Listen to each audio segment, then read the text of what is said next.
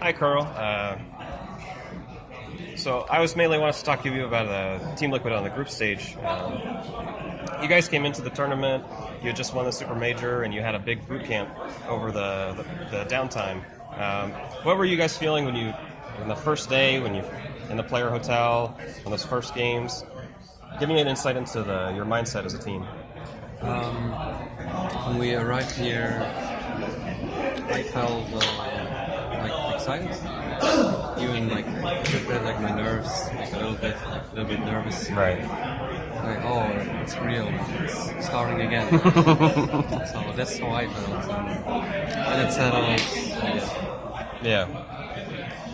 So that first day, it definitely seemed like you guys had an idea of how you wanted to play, but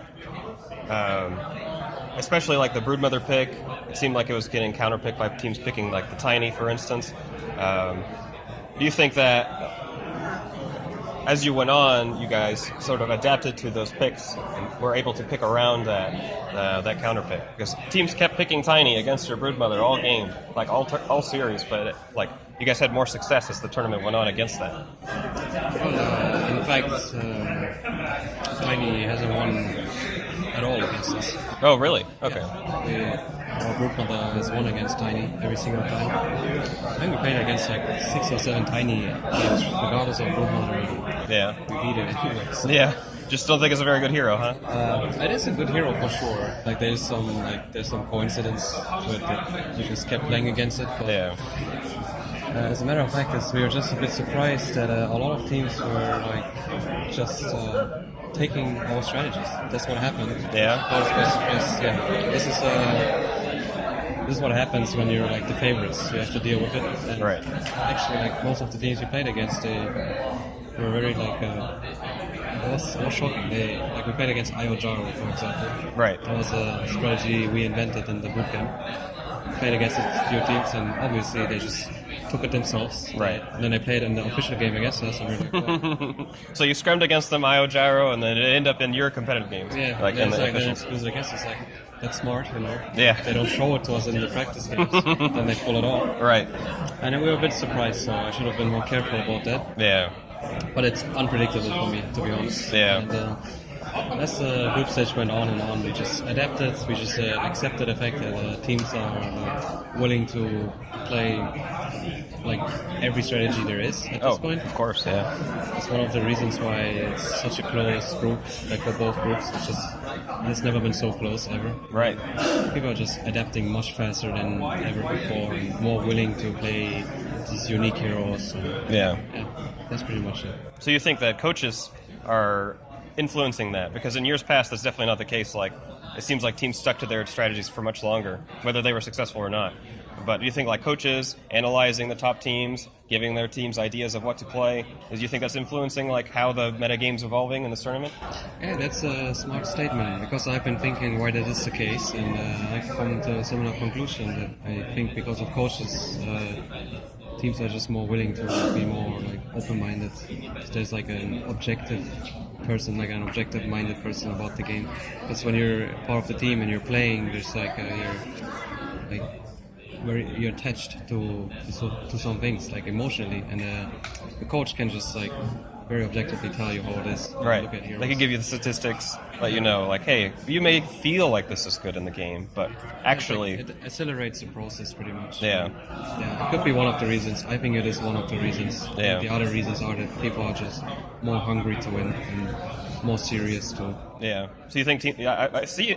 I can tell that a lot of teams are taking this TI super seriously.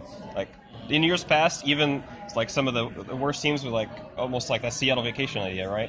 Where they were coming in, and of course they try their best, but they didn't feel that need. But it's almost every team that's come to this tournament, no matter where they stood in the group stage, they were still playing their hearts out all the way to the end.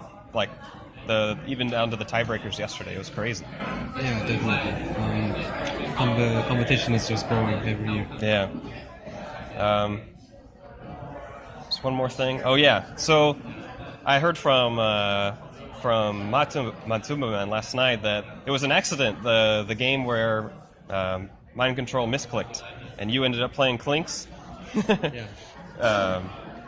I thought that was pretty funny. Were you happy to play a carry for a game that was like let you off your leash a little bit? Yeah, I was. It was indeed an accident, and I was hyped about it. Playing Klings, why not? Yeah. One of my favorite heroes, actually. Yeah. So we had to do it since they established a new rule that you're not allowed to swap Right. after you pick your hero. And so mind control misclick, and then we had to adapt in the moment. It's pretty much the same thing happened to EG, right? Yeah. Some hours before or something. Yeah. Because of that rule, it's we've never seen the rule before. It's suddenly, we were told about the rule. Yeah. This is how it is. But to be honest, when the game starts, you're not necessarily thinking about it. Yeah, that player meeting is out of your mind, right? It's completely out of your mind. It's because for years and years, this is how it is, and then there's this new rule, and it's a very harsh rule. It's once you misclick your hero, you're done. Yeah. No second switching chance, seats, no nothing. and then it's we did it, and then it's oops, oh yeah, right, this is how it is. Yep.